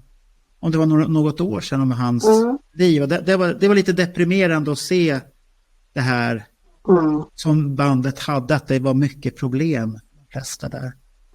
Det är tråkigt. Men gillar du nu, det är väl Nanne Grönvalls son är väl en av de som sjunger? Ja, men det lät faktiskt jättebra. Charlie. Håller Roger med? Jag tyckte det lät bra faktiskt, men alltså, mitt största motstånd är att man lyssnar på Kiss 77-78 och sen kom Noise in. Det funkar inte riktigt med värde. Så det är väl lite sådana värderingar som hänger kvar fortfarande. Ja, men du lyssnade ju på Kiss 79 och då var det ju disco helt plötsligt. Ja, men det hade jag aldrig några problem med. Det har aldrig stört mig nämnbart. Nej, det hade du inga problem med. Nej. Inte överhuvudtaget. Det gick bra, men just när det var svensk musik så föll det bort liksom. Det inkluderar ju ABBA och allt så att säga. Men jag har ju ändrat mig med åren. Jag har tänkt om. Men då kanske du ska lyssna på vår senaste program Two Timer, där Bernt rekommenderar lite svensk musik och rekommenderar Pugh Rogefeldt, Bolla och rulla. Den kan du lyssna på. Jag har redan lyssnat och ännu en fantastisk podd, för jag tycker det är kul. Du har redan lyssnat på det avsnittet. Ja då. Det värsta var att, om jag säger så, den skivan, jag har inte lyssnat på den, men jag har faktiskt lyssnat på den på jobbet och haft den på. Den är inte så tokig egentligen. Det finns vissa, som Bernt säger, gitarriffen. Vissa textrader ska man inte lyssna på riktigt. Ja, vissa kan man väl lyssna som, men det är väldigt mycket sex. Man kan hitta mycket sex och mycket drogrelaterat till den där hela tiden. Och vet du vad, Marco? Jag är inte den som brukar få beröm via sociala medier. Men till det här avsnittet, Pugh Rogefeldt, det är många som har tackat för att jag har möjlighet att få återupptäcka riffen.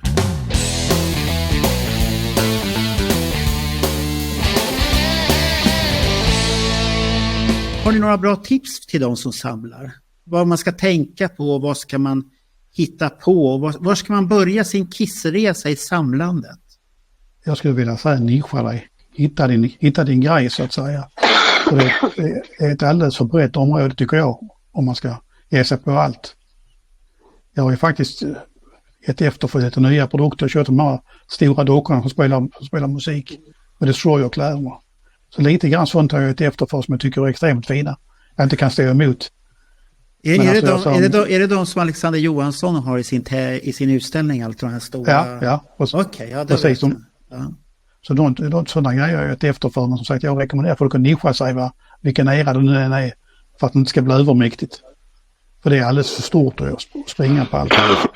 Där är för mycket grejer. Det går inte att kontrollera det. Ja, det är det ju. Menar du då till exempel en viss period eller en viss typ av grejer? Ja, jag tycker en viss era personligen så har jag snöat in på eror så att säga. Det blir lite lättare att koncentrera sig kring det. Ja. Även om det är svårt nog. Men ett tag kommer jag ihåg, det här är väl framförallt i slutet av 70, början på 80-talet, då var ju knappar eller buttons, badges, det var ju liksom the shit. Det skulle man ju ha hur mycket som helst utav. Och på den tiden, som fanns på. Ja.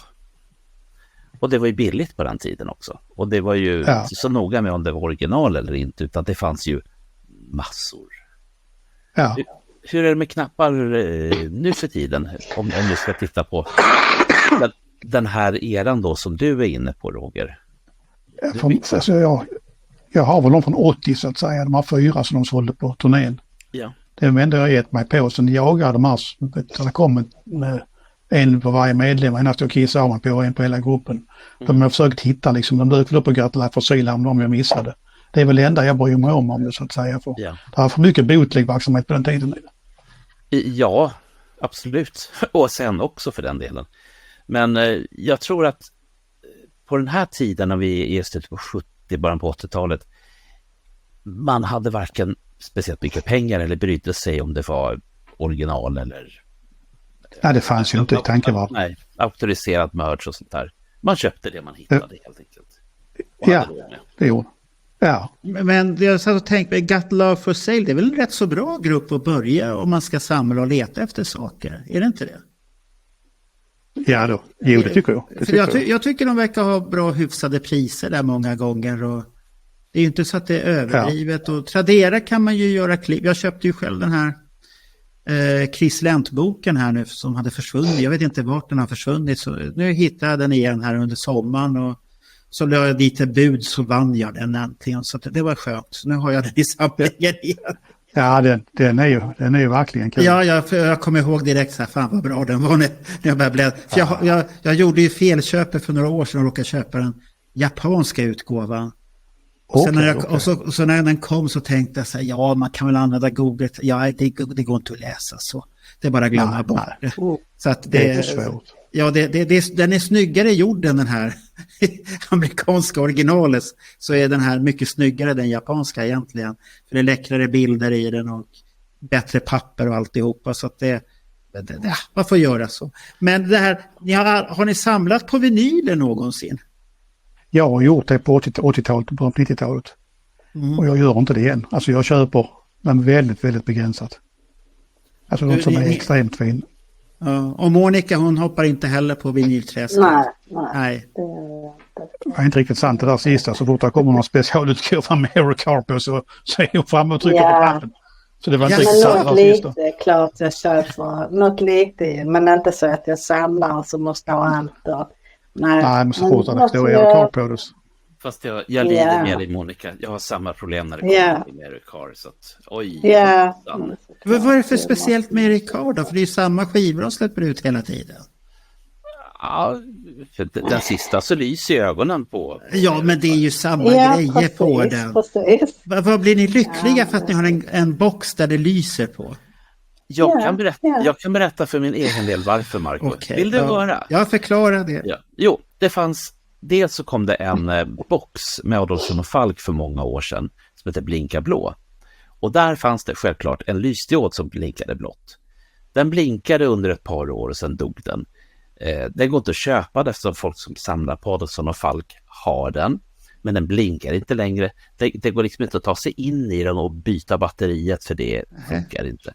Och sen finns det en grej med, jag tror det är det Pink Floyd som också blinkar. Den dog. Så att Ja, just det, den har jag sett. Ja. Så Men att- den här Erik Carr-produkten, den kunde man väl ladda upp? Japp. Den kan man ladda upp, ja. Så länge batterierna funkar. Sen är det torsk också. Mm. Ja, men det går väl, om det finns ett batteri att ladda upp så är det väl inga problem. Den kan ju inte dra mycket ström den där. Men sitter ni och tittar på den när den blinkar då, eller? Monica, erkänn, för det gör jag. Ja, alltså det ska jag väl säga, jag känner. Och barnbarnet som blir också här fascinerade, så vi brukar ju tända och släcka. Men nu ska det där är ju samma album som har släppts flera gånger. Hur många versioner har ni av det där albumet med olika omslag nu? Är det 3 gånger den har kommit ut den där nu? Jag tror vi har alla 3. Ja. Ja. Och det är Monica som driver på det. Kommer den med Animalize-omslag och då kommer den morra istället då. Så då ska ni väl också ha den. Herregud. Det blir så. Den kommer ni köpa. Ja. Bernt kommer köpa den, han ska ha den. Den kommer på Record Store, det är säkert. Här.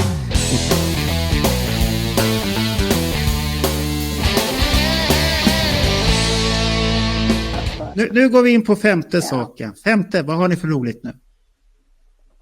Jag visar upp någonting som jag tycker är... Vad är det för någonting? Ja, jag ser vad det är. Ja, Kissradion. Är det Kissradion det där? Kom den i en sån lyxförpackning eller är det radion? Ja, det är själva radion. Det är själva radion som är liksom så här. Va? Den ser ut så. Men om du drar den lite längre bak, får vi se hur stor den var. Hur stor den där? Hur stor är den där? Lyft upp den lite. Lyft upp liten och lite. söt. Den är så vacker. Nej, okej, det var kameran som lurade så att den var så jävla stor. Ja, den är inte så väldigt stor. Är den fungerande? Den fungerar inte. Det går inte att få en mottagning på den. Den är gjord för något annat band som inte fungerar längre, tror jag. Det var bolsar i det. Det är AM-bandet den här. Ja, det är amerikanska Så band. är det nog. Ja. Så är det nog, ja. Ja. Och vi har inte så mycket AM-stationer i Europa. Tyvärr. Ja. Nej. Men Så du får inte höra Kiss i den där någonsin? Nej, Vilken jag ser ju annonser. Jag ser ju annonserna. Ja, då skulle det ju vara Kiss hela tiden. Precis. På den där. Ja, precis. Marco, Så det är en sån sak som var...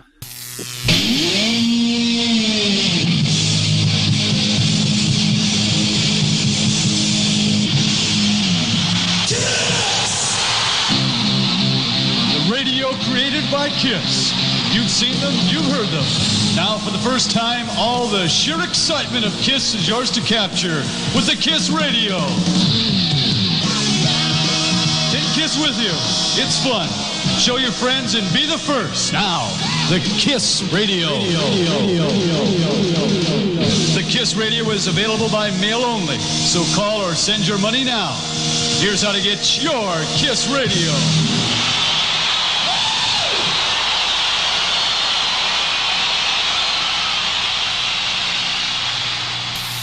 det är nu man faktiskt skulle kunna ha en Kiss-pirat-radiostation. Och de enda som kan lyssna, det är de som har AM-signalen. Ja, jag starta det du Bernt, det lät ju bra. Då kan du starta den. Så har du en lyssnare och det är Roger. Han kommer lyssna där i Landskrona.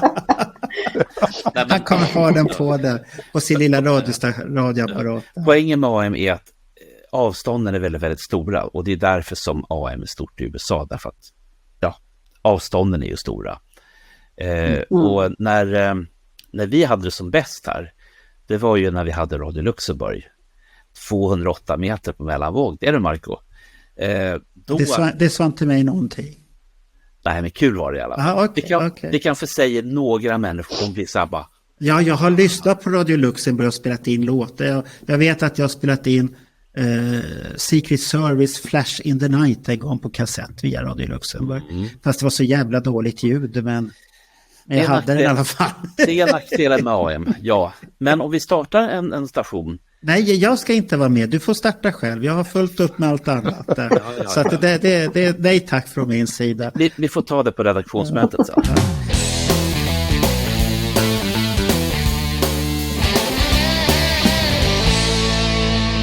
Men hur tror ni att samlandet kommer se ut nu då för er? Nu när Kiss har lagt av? Det påverkar inte mig någonting. Nej. Alltså, Jag hoppas i så fall folk tröttnar och säljer Precis. lite billigare. Jag vill ha mer. Du vill bara ha mer saker, det är det du väntar på här. Ja, det har ju börjat nu med samlandet som vi pratade om tidigare. Det har ju börjat dyka upp mer och mer som folk så säljer och sånt här. Förstår inte riktigt varför, för det är ju ändå en del grejer, men man kanske inte behöver så mycket saker. Nu har inte jag själv så mycket saker, men ni har ju väldigt mycket saker. Jag ser ju jeangubbar och sånt här och det är skyltdockor. Jag kommer lägga upp lite bilder, för jag vet att vi kommer vara med i nästa Destroyer som kommer. Ja. Vem var det Niklas som gjorde intervjun med er där då, eller? Ja. Där ni berättar och det är lite bilder och jag såg på de här bilderna och tänkte, shit vad mycket grejer. Ja, jag vet inte om man jämför med andra så är det kanske inte så mycket. Jag brukar säga att det är inte så farligt egentligen. Alltså, Vad är inte förklara det här, det är inte så farligt egentligen. Jag tycker inte det är så mycket grejer. Alltså det fattas en del just. Jag känner mig inte riktigt nöjd. Marco, hör nu vad de säger. Ja, jag hör det. Inte så mycket. Ja, det är inte så farligt. Igen. Nej. Och det där ska jag använda framöver. Men vi behöver ju aldrig ställa den här frågan, vad tycker din respektive om det här samlade? Det behöver vi inte ställa här. För här är ju båda två i det här båda två badar i samma badkar och i samma drogträsk. Så ni har ju samma drog, ni har ju samma drog ni behöver, så att det är ju inga problem på den biten. Så att så ni hoppas att ni kommer fynda massvis med saker här i framtiden? Ja, det hoppas jag. Ser ni fram emot det här Pophouse-samarbetet då? Jag tror att det kan vara bra, ja. Men det är ju mer att de har ju pratat mest om vinylboxar och sånt här, och det är ju kanske inte riktigt ert samlarområde om det inte kommer ner i Car-special, men det tror jag inte kommer från Pophouse. Det kan jag inte tänka. Nej, jag kan säga att jag tror inte vi kommer lägga mycket pengar på det. De kommer att prångla ut, det tror jag inte vi gör. Alltså. Nej. Utan vi fortsätter nog med vårt coin. Sticker ut speciellt så kan man inte motstå. Ja, Monica springer ju med på sånt. Ja. Men jag hörde ju på Roger att Tommy Tejer och Erik Singer-grejer har ingenting i din samling att göra. Hur är det med Vinnie Vincent då? Det blev en ganska intressant diskussion, för Vinnie Vincent kan jag acceptera, men Monica är inte lika glad för honom, minst sagt. Jaha, det där ni är oense om Vinnie Vincent? Det är väl den enda punkten som inte är överens om. Vad fan? Vad är det du inte gillar med Vinnie Vincent? Den är hela han som person. Jag vet faktiskt inte varför jag har... Nu ska inte Bernt säga någonting, för alla vet vad Bernt tycker om Vinnie. Så du kan vara tyst, Bernt, där nu. Lite då, kan vara, men inte länge. Men har ni träffat Vinnie Vincent på något konvent eller så? Jag har gjort det, men Monica vägrar följa med. Jag blir kallad förrädare när jag kommer hem. Vilket var det du träffade honom på då? Var det här i Stockholm då, eller? Det var i Malmö 96. Ja, just det. Det var ju där nere också, ja. Och du vägrade följa med Monica på det då? Ja, nej, det vill jag inte.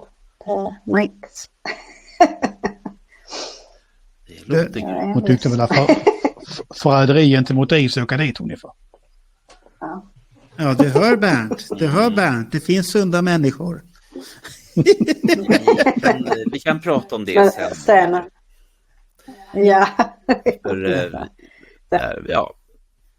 Men hur är det med Erik Carr? Erik Carr gick... Jag har ju sett han sen. Ja, du har sett Vinnie sen? Ja. Jag har sett Vinnie sen i USA. Vad var det henne då? Kommer inte ihåg riktigt. Det var inför en kryssning, ett pre-party där han sminkade upp sig. Det var ganska bedrövligt. Ja, det var där Maria Karlsson och Johan Flygare var också. Och Johan Kalén. Så var det säkert. Ja.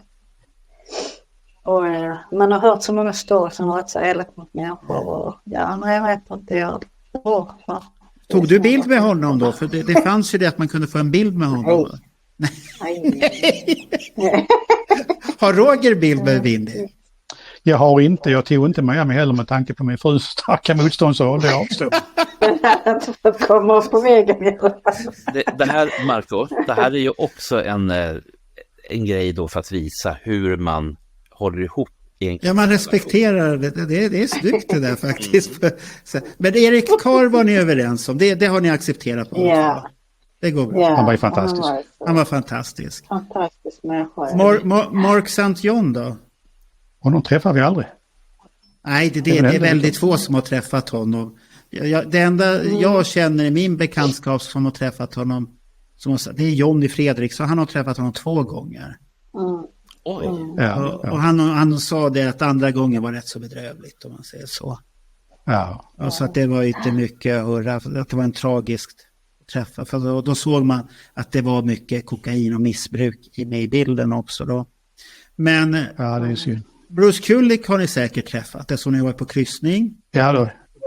Åtskilliga gånger. Han är ju trevlig, men hur ska jag uttrycka det, för mig är han det blir inte rockstjärna, det blir inte de 4. Nej. Fast han gör alla dessa fina framträdanden med det här bandet. Han är fantastisk. Gör fantastisk musik och tycker det är helt underbart, men man får inte, alltså det blir ju inte som när man träffar de 4 originalerna. Nej, okej. Det är inte så att man börjar skaka liksom, utan det är bara de 4. Men där har vi det, Marco. De skulle ha sminkat upp honom som en hund. Nej, det skulle de inte ha gjort. Ja, det hade inte hjälpt. Nej, det hade inte hjälpt. Det hade inte hjälpt. Och hund, och herregud. Men då, om vi tar då, när vi ändå är inne på medlem, då kommer ju Erik Singer sen. Är det samma där också? Han är bra, men det är bra. Det är ju snäll människa, men sen är det bra. En kompetent musiker. Och Tommy Teje behöver vi inte nämna överhuvudtaget då. Nej. Han är ju så fantastiskt snäll, alltså, men sen är det bra. Ja. Sen är det Han hjälpte oss att få ett bra autograf i Malmö 2010. Så han ligger bra till på något vis i alla fall. Ja, han var ju snäll i varje fall. Ja, vi sa inte till honom så här, tack, vi trodde inte att du var så här snäll, för vi gillar inte dig eller så här, men tack ändå för hjälp. Nej, alltså jag sa faktiskt till honom, bara så du vet, så vi är Die Hard-fan och Styra Is Freely-fan. Ja, det är jag också, sa han. Så att vi pratade om honom, han var jättetrevlig. Ja, jag sa till honom, alltså, jag var brutalt ärlig och han var jättetrevlig med det. Så att, jag har väl inget mot honom personligen. Nej, det lilla jag har träffat så tycker jag att han verkar väldigt ärlig och trevlig. Och jag har ingenting emot honom, men det är ju inte Ace Frehley. Nu höll han höll igång Kiss på slutet, att Kiss överlevde så länge de gjorde. Och det får vi vara tacksamma för. Men det är ju inte det som jag är uppväxt med, för jag är uppväxt med originalet. Så att det är ju väldigt mycket där. Och sen kommer nästa våg av bandet med Monikas favorit Vinnie Vincent och Erik Karr. Eller var det tvärtom? Det var Erik Karr som var favorit. Och så där, så att man är ju van med, men det blir ju aldrig riktigt. För mig är det väl fortfarande 2 olika band, och det kanske är det för dig också, Roger, att sminkade Kiss och sen är det osminkade Kiss. Och sen återförenas de, men då är det ju en egentligen nostalgiakt som är på turné. Så är det ju. Ja. Så är det. Men det fungerar bra. Ja, det fungerade bra så länge det var. Sen gick det inte så bra med den där resan överhuvudtaget och sura miner och alltihopa där. Och sånt här. Ja, finns det någonting mer att berätta här nu, eller ska vi börja avsluta, eller har Bernt har massvis med frågor här nu. Nu har jag suttit här nu hela den här sittningen och jag har försökt att klura ut vad det är som gömmer sig bakom Roger. Vi har pratat om Kiss-flipperspelet. Det var 1 av 4 tror jag. Men han har bara 1 kvar. Ja. Det är inget, alltså det må vara men i alla fall. Och bakom Roger så ser jag dels en dräkt och sen så ser jag otroligt läckra saker som hänger på väggen. Vad är det som vi nästan ser? Han har bälte. Det är mycket bilder och grejer här. Ja, det är foton. Ja. Men vad är det för dräkt som hänger där? Det bara hänger 2. Nu vart han tyst, nu kommer andra. 2 stycken. Så helt... Ja, men det är dräkter för 17. Och så är det tjejjean och Ace Frehley, eller? Ja, nej, det är killar. Du ser ju det. Titta, nu kommer de dubbla. Fy fan vad läckert. Det här är fina grejer. Perfekt. Vad har ni fått ta på de här dräkterna? Är det någon som har sytt dem eller är det från den här replikashoppen? Det är replika. Är det replikashoppen där? Ja, jag har köpt skyltdockor och skickat in måtten, så nu har jag sytt dem efter det. Aha. Och du har aldrig provat dem förstås överhuvudtaget? Nej. Lite spik sådär. Det är inte en enda del du har haft på det. Jeans, det här. Jag ska säga att Gene Simmons har jag haft på mig. Jag var tvungen att prova det. Och jag skulle gå in till grannen och visa henne. Så jag gick ut här på gården. Och där kom en liten 10-årig pojke och sa, men han var liksom med, det var helt normalt. Så han reagerade inte. Så är den här ungdomen i världen? Här kommer ärligheten fram. Det är precis det jag ville höra. Man kan gå över till grannen i Gene Simmons direkt och man kan städa i hans bord. Inga problem. Men hur kom det sig att du skulle gå omkring med den dräkten? Varför skulle du prova den precis? Men man måste ju prova. Ja, men jag vet inte, det måste man. Okej. Det var så. Var hon snygg i den, Roger? Ja då. Aha. Det var väldigt klädsamt. Så det var fredagsmys hemma. Ja, precis. Aj. Ja, de tog fram chipspåsen, Bernt. Det är fredagsmyset. Vad trodde du? Aj, Bernt. Ja, men då blir ju frågan OLV eller Estrella. Det är väl samma sak? Nej, det är det inte. Nej, okej. Ja, jag kan ingenting om chips så jag säger ingenting. Det spelar ingen roll vad man ställer fram till dig. Nej, jag äter inte chips överhuvudtaget. Nej, men då var ju det... Ja. Men då har ni ju 2 så här dräkter så ni kan ju... Men var inte Roger nervös när du gick omkring med den där? Jo. Han måste ju ha mått jättedåligt där. Ja. Nej, lite, men inte så. Så han inte så här, det är extra ont i foten här nu. Det är mycket ont i foten idag. Nu får du massera mycket. Stackare. Marco, om jag har förstått dig rätt så är det så här, det här som vi har gjort nu, det här är bara början på en fet artikel i Kiss Army Sweden tidning Destroyer. Ja. Och där kommer folk att häpna. They gonna gasp. Då kommer de se och så får de... Jag får med att ni berättade lite om alla era trippar som ni har gjort hit och dit och pratat om det och sen tar ni upp väl saker också. Jag har inte riktigt läst den texten men jag såg bilderna tittade jag på. Jag tittade rätt så noga, vad var det för grejer ni hade där egentligen? Ja. Och så kunde jag konstatera, det var väldigt mycket tyckte jag i alla fall. Så för mig är det mycket. Men det viktigaste som jag kan se det är att vi har fått reda på hur håller man ihop ett kissäktenskap? Vad är det som gäller? Vad är det för regler? Och hur överlever det i mer än 40 år? Det är min behållning.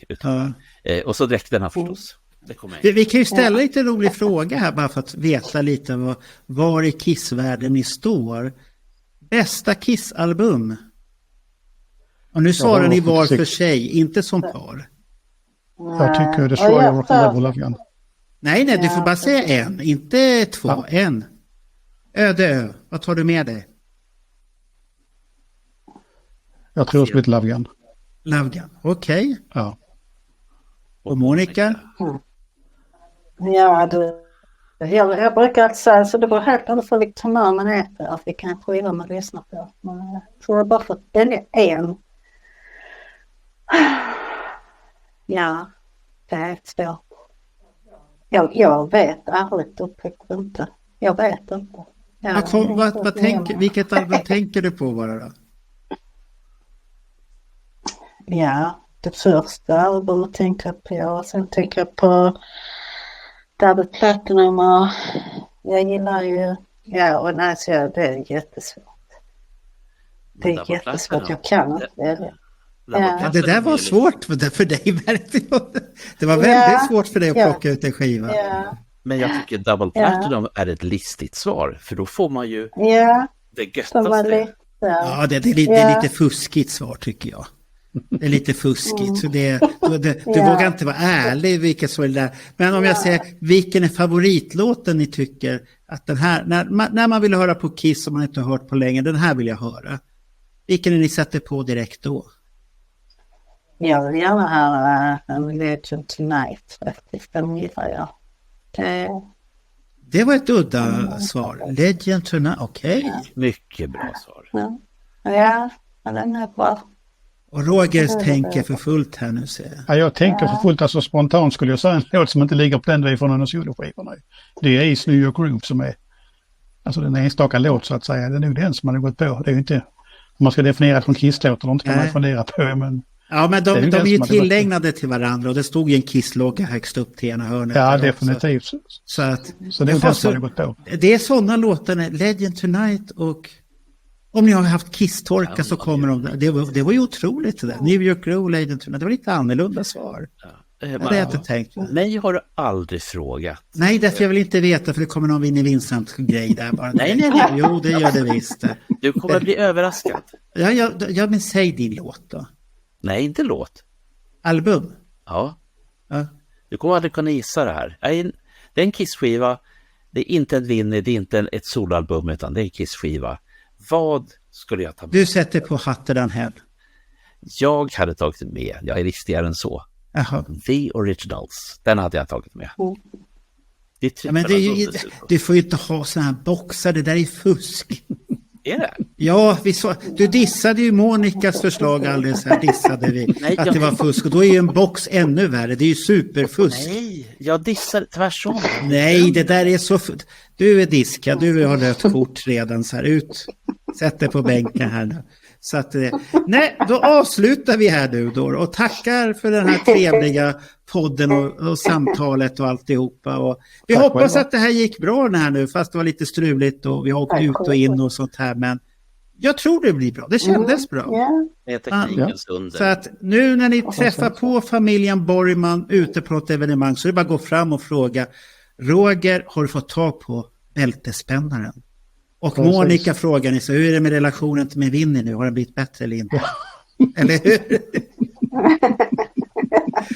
Då har man ett samtal med er på en gång då. Eller så går Monica iväg bara, vilken jävla skitstövel, och så går hon iväg i sådana fall. Det vet jag inte heller. Ja. Så att vi tackar er för en härlig pratstund.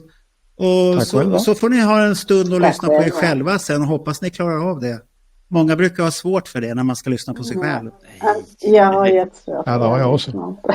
Ja, det hade nog Bernt och jag, men nu för tiden så, jag kan ju säga en rolig anekdot från jobbet här. Det var här nu i fredags. Då sitter jag och lyssnar på det här avsnittet, för jag brukar gå igenom bara och lyssna vad vi har pratat, och det var det här med two-timer med programmet. Så en kund som kom, är det inte jobbigt att lyssna på sig själv? Nej, jag tänker inte att det är jag själv. Jag tänker att det är någon annan som pratar bara. Ja, det är ett bra tips det är det faktiskt. Jag tänker inte, men det är för att veta vad vi har sagt. Och så tänkte jag, det var ett jävla bra avsnitt kom jag fram till i alla fall. Ja. Det var ett bra samtal. Jag fick ju från Niklas veta där, jävlar, nu lyssnar jag på Magnum igen. Fy fan vad bra det är egentligen. Så det tyckte jag. Ja, men det är bra tips. Det är bra tips, alltså det är 99 dagar. Ja, men vi har så mycket skivor och vi kan tipsa om alltihop. Och vissa givna klasser, det är ju som att ta från 84. Vad ska man kunna ta där? W.A.S.P. Oj. Ja. Eller Metallica-skiva. Oj. Och det är som Bernt, han har massvis med konstiga lik i garderoben, ska ni bara veta. Så att det är läskigt. Och nu har jag till och med det är intressant. Nu har jag till och med erkänt att jag har en noise-skiva. Det trodde jag aldrig jag skulle säga till någon. Ja. Ja, jag har haft Gyllene Tider på kassett också, så att jag ska... Vad heter den här skivan med... När två blir en, har jag för mig att det var. Det är någon bild på en kamera och så är de Gyllene Tider i linsen. Det är ett vitt omslag jag för mig. Jag tror att det är när två blir en är med på den skivan. Jag vet vad det är för skiva, men jag kommer inte ihåg vad den heter. För Flickorna på TV2 var skivan innan och den hade jag inspelat på kassett tyckte jag. Då var de tuffa tills jag såg Per Gessle, det var inget tufft. Innan vi lägger på, jag fick höra en så himla fin grej. Ibland träffar man på människor som kommer fram till och säger, du, jag lyssnar på eran podd, vad bra det är. Jaha, frågade jag, för det här var en politiker. Och det var inte politiker som varken tillhörde ditt parti, Marco eller mitt. Och jag frågade, jaha, hur kommer det sig? Nej, ni har så fin ton både med varann och med era gäster. Och det är jättetrevligt att lyssna på de här samtalen. Det är som man är med själv. Och då måste jag fråga Roger och Monica, hur kommer det att vara nu när ni inte bara, det känns som att ni är med, ni är med. Och hur kommer det vara sen? Det kommer ju vara en någonting, förlåt, kör på. Jag tycker det är jättejobbigt att ha med en egen röst. Jag fixar på det. Det tycker jag också. Jag kan säga att jag tyckte det var ganska jobbigt att ställa upp, men jag tänkte, ska man själv lyssna så måste man med och ge och bidra. Jag tycker det är oerhört kul att lyssna på alla andras berättelser. Då måste man själv välja med sig för att kunna få lyssna på andra, så att säga. Så. Ja, och speciellt då när man har en sån otroligt intressant berättelse som ni har. Vi har ju bara fått en liten glimt i det här. Och sen så kommer det en större glimt i tidningen Destroyer för de som är medlemmar i Kiss Army Sweden, vilket jag hoppas ni är. Ja, det ska alla vara. Men det var ju inte svårt att övertala er heller. Jag skickade så här och så sa Monica bara, vi är med. Ja, det gick så fort, tänkte jag. Okay. Ja, vi var ju faktiskt lite förvarnade av Niklas. Ja, det var Niklas som gav tipset, så sa jag så, men ska du prata först med dem för säkerhets skull så att de inte blir rädda om jag tar kontakt? Ja, det tror jag inga problem, sa Niklas. De är på G. De är på G. Och han hade rätt. Han känner er väl då i sådana fall. Och Marco, var det inte väldigt, väldigt länge sedan så vi hade ett äkta kisspar med i podden? Det är ett tag sedan. Det senaste är nog Johan Flygare och Marie Karlsson. Och de är ju i samma situation som er. Samlar frenetiskt och samlar tillsammans. Sen är ju Johan Flygare extrem vinylsamlare. De som följer honom på Instagram har nog sett hans inlägg. Förut hade han den här fredagsinlägget. Vi ska gå igenom vad som har kommit. Det tyckte jag var lite roligt. Man blir bara så, herregud, vad gör han med alla pengar egentligen? Det går ju bara på skivor, så att det är lite häftigt. Så jag hoppas att han återkommer med det, för det var lite roligt i alla fall. Ja, nu tackar vi för det och så stannar vi där. Så vi hörs. Tack, hej. Gör vi.